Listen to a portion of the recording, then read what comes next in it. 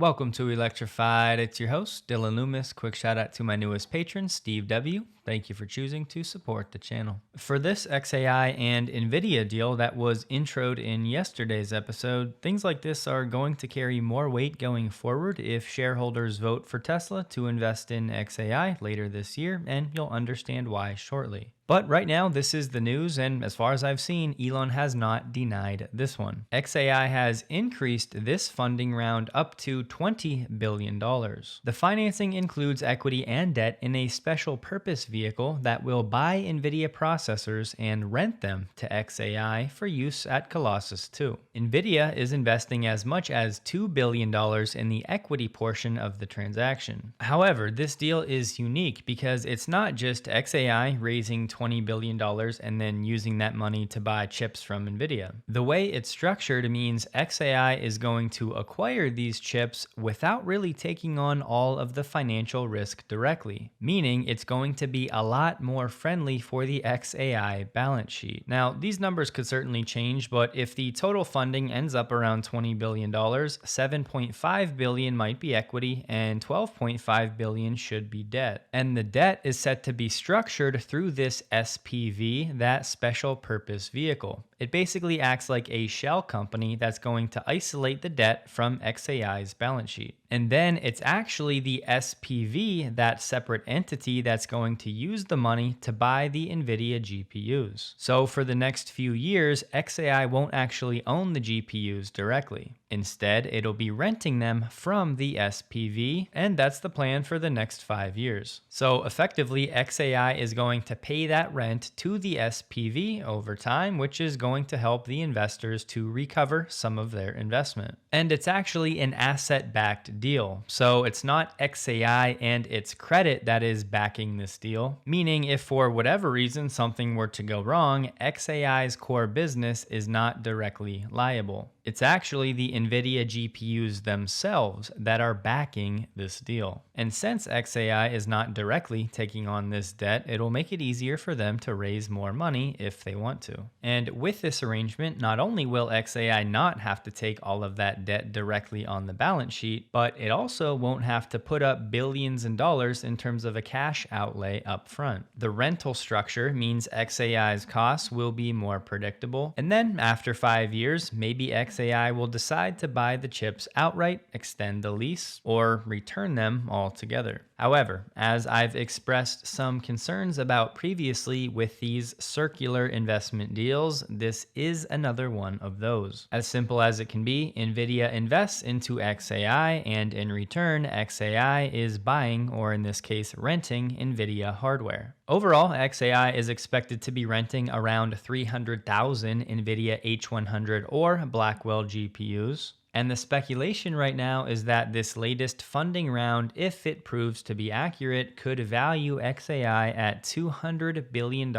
or more. So we'll see how this plays out, but it is somewhat unfortunate for Tesla investors looking to invest in xAI because the longer this gets delayed, it means the higher xAI's valuation is going to climb, meaning some of the upside of Tesla investing into xAI is actually being watered down by all these other investments. I mean, obviously, Tesla buying a share at xAI when it was worth $10 or $20 billion would have been leaps and bounds better than buying at an xAI valuation at $200 billion plus. And listen, in no way am I trying to sway anyone's vote here in November. For what it's worth, in full transparency, I did vote for Tesla investing in xAI despite knowing all of this I'm sharing. And the reasons remain the same. I've been over the synergies that I see multiple times on the channel in the past. But back to these circular investments, I could see this as a red flag that should have been looked at in the event there is an AI stagnation at some point over the next few years. And again, just personally, I almost think that's a guarantee on the LLM side, but for real world AI, things like FSD and Optimus, I'm not nearly as worried about. Also keep in mind, NVIDIA investing $100 billion into OpenAI and developing more of a partnership is still very different than NVIDIA investing $2 billion into this special purpose vehicle that xAI just happens to be a part of. This is not NVIDIA and xAI developing some much deeper partnership like NVIDIA plans to do with OpenAI. But listen, if you want to take the optimistic approach, Elon is all about speed, and he has said multiple times this is an arms race. And there's no doubt deals like this are going to accelerate and supercharge the innovation in the AI realm. At its simplest, it's going to lock in supply, and it's going to largely de-risk these huge capex expenditures for companies like xAI. So hopefully you understand this deal a little bit better, and more importantly, you understand why this is becoming so relevant for Tesla if they do decide to invest anywhere between $5 and $15 billion in xAI sometime in the next 12 to 18 months. And look, even if Tesla doesn't do that for whatever reason, I think it's still pretty obvious all of the synergies between xAI and Tesla. Along those lines, xAI recently hired a new CFO, Anthony Armstrong, who previously advised Elon during the Twitter deal, and now he's going to oversee the finances of both xAI and X. There has been plenty of reporting about turnover at xAI and X, general counsels, lawyers, co-founders, Linda Yaccarino leaving, which sure is not ideal, but in the AI world, this type of turnover is really not out of the ordinary. That to say, when you see things like this, it doesn't have to be a cause for concern. Maybe it's just me, but I do sometimes miss the days of geeking out about Tesla's manufacturing innovations and Monroe Live teardowns. So I had to share this briefly as Tesla released a video about gigacasting at Giga Berlin. They're continually becoming more efficient. We take out the part now with our Robot 1. We put it onto the quench tank, we laser mark it, we take it out with Robot 2, put it into the trim press. Robot 3 takes it out into the automatic quality controls and then directly onto the lifter up to the overhead conveyor. It brings it directly to the RPC in the body wide side, where it's also fully automatic unloaded. With one cut, with one movement, we have reduced cycle time, we have better quality and a far reduced footprint. If you missed the whole video, it was basically Tesla continually removing humans from the process. This is not the forum to deep dive on this, but I was reading this FARA filing, Foreign Agents Registration Act, where Israel is set to spend $4 million as part of a pro-Israel Christian outreach campaign over the next few months. But right here, the largest geofencing and targeted digital campaign ever. Geofence the actual boundaries of every major church in these states, track attendees, and continue to target with ads. This is just evidence. We are being tracked, targeted, propagandized. And the more of your information that's online being sold by nefarious actors, the more susceptible you are to this targeting. Which is why I can't talk enough about signing up for Delete Me, which is an American company that removes your personal information from data brokers online. They do sponsor the channel, and many of you here know what Delete Me does, but you may not fully grasp the reality of the problem Delete Me is solving. If your info is out there, which it is, you're exposed to all types of fraud risks. I vetted Delete Me thoroughly before partnering with them, and there's no chance I'm spending hundreds of hours contacting hundreds of data brokers every quarter. Delete Me handles all of this for me and continually checks in to make sure that my info stays removed. I just got my 13th report, and this right here is why I need Delete Me. New data brokers always pop up, and years later, I still have 18 removals in progress right now. So if you want some peace of mind for you and your family and your privacy back, and of course to support the channel, you can head to joindeleteme.com/electrified to get 20% off using my code electrified linked below, or by using the QR code on the screen. The USA only for the new standard Tesla vehicles did not last long, as Tesla Europe and Middle East shared the Model Y standard is now available. Looking at the German configurator, the expected delivery is November to December 2025. And if you scroll down, you'll see that basic autopilot is now included for the standard Model Y in Germany and likely across the EU. And the most likely reason is because FSD is not yet approved across the EU. And so far across the EU, it is just the Model Y standard. At least for now, the Model 3 standard is not yet being offered across the EU. Also, across the EU, for premium trims and above, Tesla has released a new marine blue color, which looks like a deep navy and is definitely my favorite Tesla blue that I've seen so far. You have glacier blue on the top, deep blue metallic in the middle, and the new marine blue on the bottom. The marine blue is an extra €1,300. On the Model Y Standard, this video from Kim Java was news to me. And check this out. This might be one of my favorite features. Look at how you can close the front trunk. You can just close it one-handed, push it down slowly. You don't need to slam it, but you don't need to do that two-handed gesture to close it. It's actually the first Tesla ever that you can close the front trunk like this. And I guess we really are living in an upside down world, because even Edmunds is speaking positively about the new Model 3 Standard. They said after spending some time behind the wheel, it seems clear this is an EV that truly represents value without compromise. In case anyone's new, in the past, Edmunds has been quite anti-Tesla. Rohit Sharma, who is a big deal in the cricket scene in India, just bought a new Tesla Model Y, and Ashok said, "Welcome to the Tesla family." There is a good reason I'm sharing this. There was a video circulating of Rohit in his new Model Y, and some people were saying this is awesome. He has 45 million followers on Instagram. The problem is this video never actually made it to his Instagram. And for the problem, Teslaconomics said this is why Tesla does not need to advertise, and Elon reposted it. So we don't need to rehash the advertising debate, but I just wanted to clarify this video was not actually shown to his 45 million IG followers as some posts were making it seem.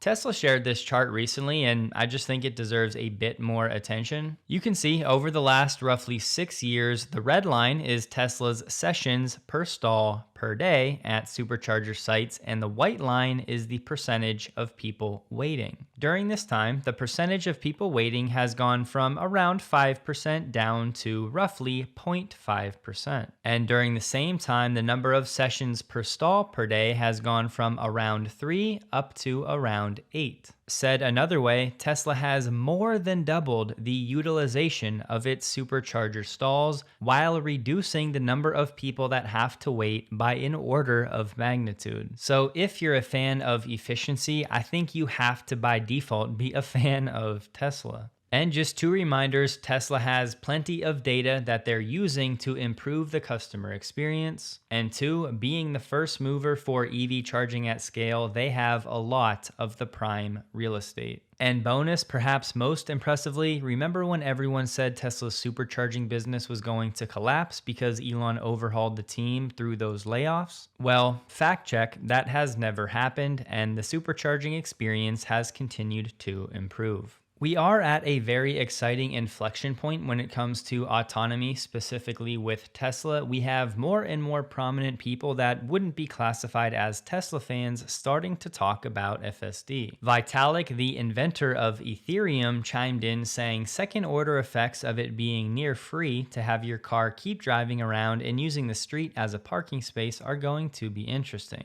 I'm not sharing this because of his comment. I actually don't think it makes that much sense. The cars aren't really going to be parking on the street. They're going to be dropping people off and then finding a legitimate place to park or going to pick up someone else. But of course, there will be second order effects that most people are not thinking about that Elon has laid out, like parking lots not being as important. Now, it will take decades for that vision to really play itself out, but I just cannot get away from the thought that I really do believe 2026 is going to be a blockbuster year for Tesla, specifically when it comes to FSD and autonomy. The Tesla Supercharger highway signs are now rolling out further than just Arizona. We now have signs going up in Georgia. Joe Tetmeyer shared another higher quality video of the Cybercab at the crash test facility in Austin. He said it looks like it has not yet been crash tested, but they're doing some inspection or development work. So maybe putting some sensors on the vehicle, getting it ready for the crash testing. Tesla Chan said, "I think Cybercab production should be more important and prioritized than new vehicles being built on new production lines. This may be an unpopular opinion, but Tesla should go all in on autonomy." No surprise, Elon replied to that saying yes. And I know there are people out there still struggling to come to terms with this new reality that Tesla is indeed primarily focused on autonomy. Making EVs with wheels and pedals is now a thing of the past for Tesla. Yes, we will still get the Roadster, but beyond that, it really is a new direction for Tesla, and the sooner everybody can be on board with that, the better. And I'll admit, it really did take me some time to actually come to grips with it and to really understand it. So if you're struggling, just know I get it. JD from AI Driver said FSD 14 feels more like AGI than any LLM. Elon reposted that. And he was asked, what's the holdup for wider release? JD said it's not as smooth as it needs to be. Phantom braking and hesitant lane changes are back. It drives like it's seen some stuff. And replying to that, Elon shared the 100 emoji laughing, which I was happy to see because it confirmed my thesis from yesterday's video about why version 14 is not going wide. It's incredibly capable, but almost too much so. All of those superpowers need to be smoothed out. Lars was asked why still go with the glass roof on the standard Model Y instead of metal, to which he said cost, supply chain, and manufacturing efficiency in our factories. He later added, and it looks cooler.